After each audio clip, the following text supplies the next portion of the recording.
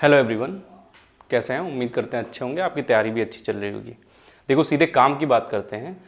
लोग क्या गलती करते हैं जो वो जीएस के चक्कर में मैथ और रीजनिंग को कितना इग्नोर करते हैं और वो कितना भारी पड़ सकता है।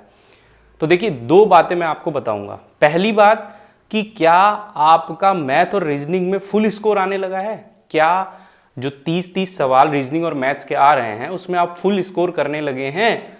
अगर नहीं कर रहे हैं और जीएस को ज़्यादा समय दे रहे हैं जिसमें आपका 15 से 20 ही नंबर आ रहा है, तो क्या आपका सिलेक्शन होगा? पहली बात तो हम ये करेंगे। और दूसरी बात ये करेंगे कि एसएससी वालों को स्पेशली मैथ और रीजनिंग के लिए रेलवे में कौन कौन से चैप्टर पढ़ने चाहिए ज़्यादा मात्रा में। ठीक है, तो शुरू करते हैं।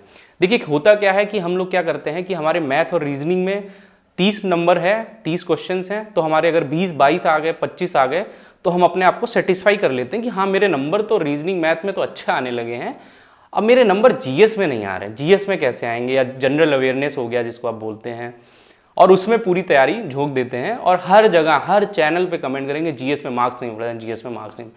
लेकिन देखिए, सिलेक्शन जीएस तो करवाता है, एक मेन रोल करता है, लेकिन अगर आपका मेन रोल वो तभी प्ले कर सकता है जब आपका रीजनिंग और मैथ्स में पूरे मार्क्स आए। तो मैं आपको ये सलाह दूंगा कि पहले आप अपने रीजनिंग और मैथ्स में पूरे के पूरे मार्क्स लाने की कोशिश करिए। 60 नंबर का है तो उसमें किसी भी हालत में 55 से 60 के बीच में ही आपका नंबर होगा, तभी आप सिलेक्शन पाएंगे। अगर आप एक यूआर कैंडिडेट हैं, मैं जो भी चीज़ें बता रहा हूँ यूआर के सापेक्ष में बताता हूँ, आप उसको हर कैटेगरी से जोड़ सकते हैं। तो समझिए कि अगर आपके 55 मार्क्स आ रहे हैं मैथ और रीजनिंग में और 20 भी मार्क्स आ जा रहे हैं आपके जीएस में, तो 75 नंबर पे प्री तो आपका निकल जाएगा।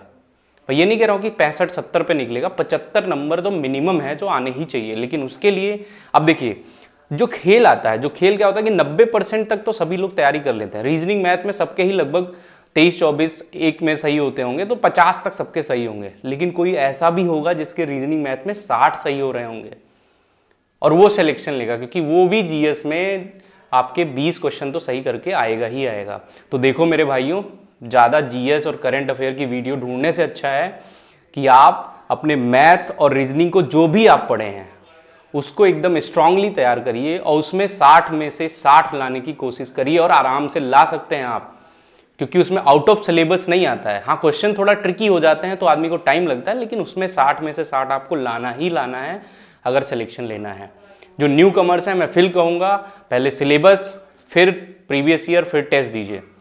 ठीक है, स्टैटिक जीके का मैंने आपको वीडियो बताया है, मेरी वीडियो में पड़ा है सारा, उसमें देख लीजिए कौन कौन से टॉपिक पढ़ने। मैंने ये भी बताया था कि सिर्फ 2 मिनट में होगा। चलिए अब बात करते हैं जो एसएससी की तैयारी कर रहे हैं उनको मैथ और रीजनिंग में क्या अलग करना होगा। देखिए, अगर आप सही से एसएससी की तैयारी कर रहे हैं तो मैथ में तो आपको कोई प्रॉब्लम नहीं होगी। थोड़ा सा इसका मैथ जो होता है वो अरिथमेटिक पे ज़्यादा फोकस होता है, तो कैलकुलेशन अपना अच्छा करिए। जैसे सिंप्लीफिकेशन के क्वेश्चन ज़्यादा आते हैं, रेशियो प्रोपोर्शन हो गया, एसएससी में भी आता है। तो एसएससी वालों को मैथ के लिए कोई एक्स्ट्रा एफर्ट नहीं करना, आप सिर्फ मॉक टेस्ट दीजिए, आपका काम हो जाएगा। दूसरी बात हम रीजनिंग की करते हैं। रीजनिंग थोड़ा सा एसएससी से मैं कहूँगा कि 10% ये टफ आती है। टफ आने का मतलब थोड़ा लेंदी होता है, जैसे कि पजल्स के क्वेश्चन इसमें आ सकते हैं। सीटिंग अरेंजमेंट में 2-3-4 क्वेश्चन दे देता है, वो भी थोड़ा सा लेंदी होता है, कभी कभी टफ देता है, तो उसमें एक ही क्वेश्चन में 2-3 क्वेश्चन और वो जोड़ देता है। तो सीटिंग अरेंजमेंट, पजल हो गया, और आर्गुमेंट एंड कंक्लूजन वाला पार्ट जो है, ये सब 2-4 पार्ट पढ़ लीजिए। और जो अगर मॉक टेस्ट ही आप देंगे तो आपका रीजनिंग से भी काम चल जाएगा। मैं फिर एक बार कहूँगा कि जीएस को उतना ही समय दीजिए जितना ज़रूरी है। अगर आप सारा समय जीएस को दे रहे हैं और अपना मैथ और रीजनिंग में पकड़ मत कमज़ोर कर रहे हैं तो आपका सिलेक्शन नहीं होगा। ठीक है, तो जीएस में जो